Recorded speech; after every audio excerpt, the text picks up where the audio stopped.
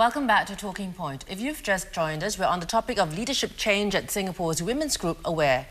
Now, Josie, the new EXCO is going to start work soon. You've got an EGM to handle. Yes. What is your priority? Well, my priority right now is to reconcile the team, which clearly has fissure. And I want to operate such that my members can support me and we all disagree in an agreeable environment. We're all adults. We're all here for the same cause. We may have different focus, but we're all here to fight for the cause of women. What is wrong with the old, I call it the old AWARE, what is wrong with the old AWARE that you have to come and change? I think in the public debate, that is one point that is missing. What is it that you are going to do? Or what is it that is wrong? Let me give you an example. We had mentioned that the EOGM would have been called anyway, because at the AGM meeting, we had so much time spent on the election process that we didn't have time to deal with the other item on the agenda, which was proposed constitutional changes. Now, what are some of these proposed constitutional changes? One, there was a proposal to give voting rights to men. Okay, men are already associate members of AWARE. But they are not given voting rights because we are an association of women. Yeah. In fact, this proposal had been put up at the previous AGM in 2008, and by a majority vote, it was thrown out. Okay. And now it's being raised again. Right. Second, there is a proposal to give voting rights to expatriate women. And AWARE does the shadow report to CEDAW for Singapore. So again, there's a question there. And lastly, there was a proposal to give voting rights to minors, teenagers below, from 15 years old to 18 years old.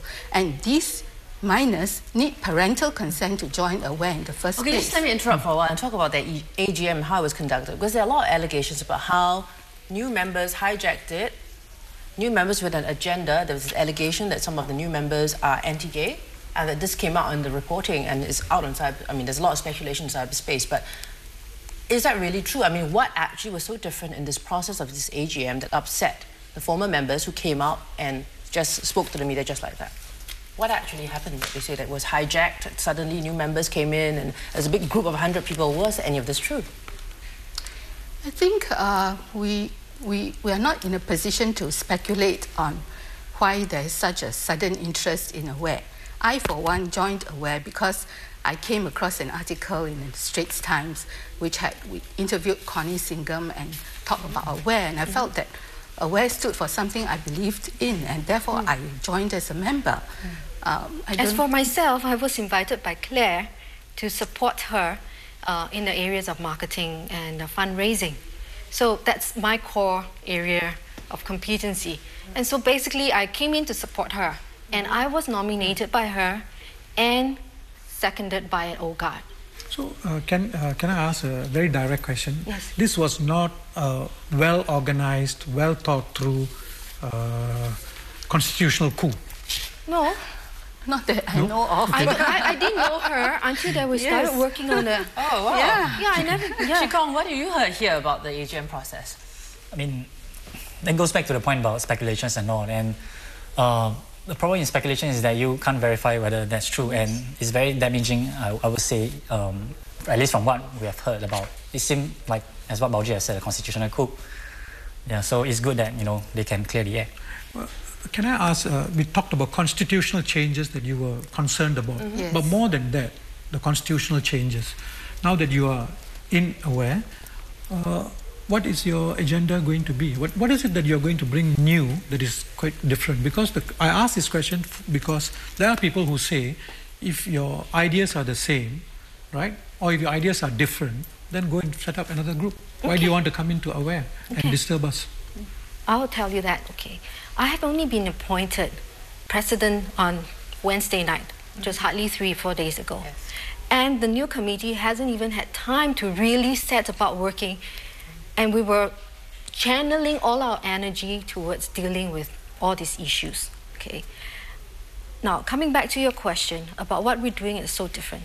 Now, on a broad level, you may think there's not much difference. It's still training, singles, financial training, whatever. Discrimination. At the broad level, it's still the same. Okay, but we are coming in with new ideas. Okay, we had earlier said we are pro-family, we're pro-women, pro-Singapore. Now, one of the things, I'm not privy to discuss exactly the ideas of what we're doing, but one of the things that we're doing, you know, MM had been talking about mentorship. So we are looking at how we can equip our younger women to take on leadership position. So we would like to start a program called Wind Beneath My Wings, okay, where we want to pair younger women with leadership potential with established women of society, like Claire Chang, Chan Heng-chi, you know, some of the women. There's one other, another issue that has been raised is about your beliefs, you know, or some of the members and their beliefs, you know. How will the beliefs affect the policies of AWARE? I mean, just as one possible example, if AWARE finds that a member, a woman, you know, in Singapore has been discriminated against in her company because of her sexuality, what will be your stand on that? Okay. AWARE is a secular organization. We're not there to push our personal beliefs, our personal religious affiliations. We are all an inclusive sense. We don't discriminate people of any race, religion, or, you know, whether you're a man or a woman coming in. Okay. Now, talking about sexual discrimination, it is going to be a very controversial topic. And the new EXCO will have to take a look at this and see what is the direction we're going to take. We haven't even had a chance to discuss individual ideas yet. So just give us a chance. We want to quickly get on with work so that we can put on a platter to the public to tell you that's what we stand for. What is your priority? What's your strategy for your EGM? Okay, EGM, there are mainly a couple of things that we have to address. One was the matters that were not completed at the last AGM, which is the constitutional changes. And that one we expect will take a long time to discuss. The next one is a vote of confidence raised by these 160 members. Well, we welcome the opportunity for a civil and open dialogue, then to clear the air if there's any differences. So, yeah, I think that's a good opportunity for us to talk to the new members. Thank you very much, Josie. Thank you, Maureen and Chi Kong, for joining us. Indeed, we wish AWARE all the best in its mission to support the rights of Singapore women. Email us your views at talkingpoint@channelnewsasia.com.